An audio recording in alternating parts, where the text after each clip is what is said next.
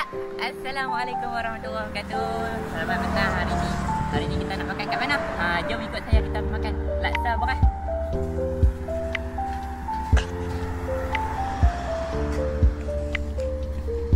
Ini dia, kedai laksa beras.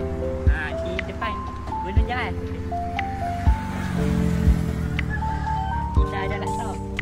Satu mangkuk ni RM5. RM5. Kita ada mi yang bagus. Lepas tu kita ada bihun. Kita ada banyak minum-minuman. Boleh makan laksa beras dekat depan Gunung Jalan. Kat Taman Permat. Mabuk ke dah?